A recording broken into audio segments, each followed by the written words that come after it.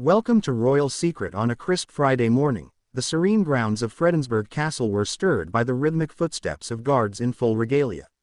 Yet it was not King Frederik X who emerged to preside over the ceremonial changing of the guard but Queen Mary. Regal, composed, and stunningly radiant, Queen Mary stood before the Danish royal guard with an air of grace and authority that immediately captured the attention of the nation. In a moment that felt both intimate and historical, Queen Mary's solo presence at this revered tradition raised eyebrows, stirred emotions, and invited a wave of admiration and speculation across the kingdom. As she stood in the monarch's place, did we witness a quiet shift in the rhythm of the Danish monarchy? Let us take you behind the velvet ropes and through the palace gates, as we uncover the significance, the symbolism, and the human story behind Queen Mary's powerful appearance at Fredensborg Castle. Fredensborg Castle, often referred to as the royal family's spring and autumn residence, is more than a mere building, it is a living symbol of the Danish monarchy. Nestled by the serene Lake Esrum, the 18th-century palace has long served as the backdrop for some of Denmark's most cherished royal traditions. The changing of the guard here is no ordinary military affair. It is an elegant, ceremonial rite that encapsulates the timeless bond between the Danish crown and its people. The rhythmic echo of boots on cobblestone, the glint of polished weapons, the formality of commands all orchestrated in precision to reflect the stability and continuity of the monarchy. And on this particular Friday, that centuries-old tradition took on a new emotional layer. Queen Mary arrived at Fredensborg with quiet confidence. Dressed in a tailored coat that blended both Danish minimalism and regal sophistication, she approached the guard with poise. Her expression was solemn, respectful, and perhaps tinged with the weight of responsibility. Those in attendance noted the commanding presence she exuded. While King Frederik was absent due to private matters undisclosed by the palace, Mary stood firm, embodying the crown with every graceful gesture. Was it just a symbolic appearance? Or a subtle message? This was not the first time Queen Mary had represented the crown.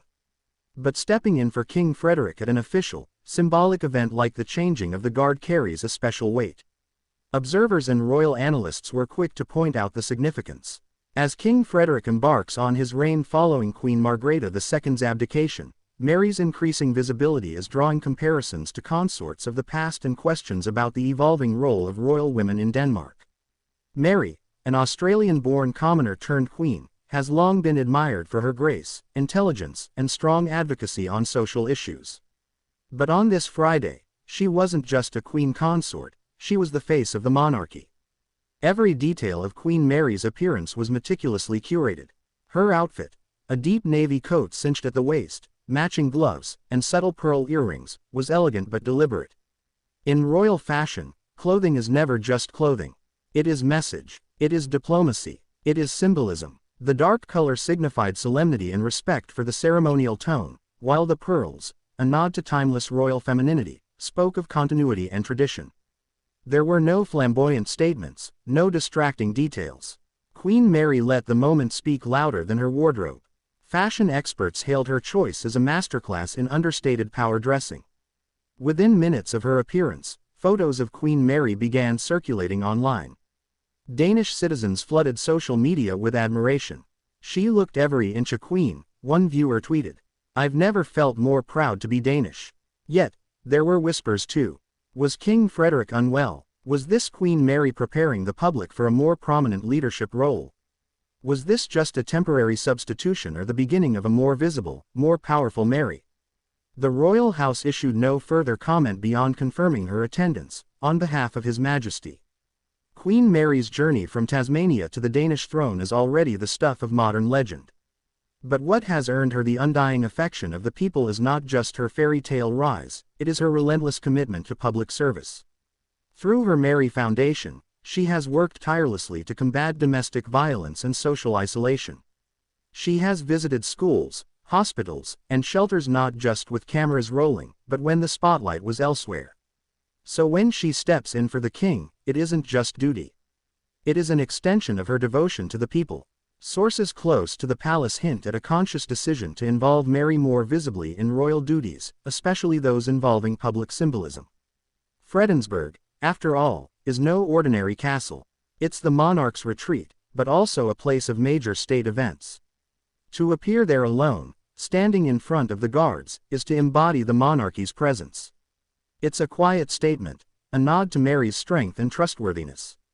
And perhaps, a subtle suggestion that the future of the Danish monarchy lies in shared responsibility between king and queen. It's impossible not to draw comparisons between Queen Mary and Queen Margrethe. While Margrethe held the throne for over 5 decades with formidable independence, she also knew when to delegate, when to lean on family, and when to let her presence do the talking. Mary's Fredensborg appearance echoed Margrethe's early solo engagements, calculated, graceful, and meaningful. Analysts believe we may be seeing the formation of a dual leadership image, where Queen Mary not only supports but represents. Global outlets from the Times to Le Figaro highlighted Mary's solo appearance with admiration.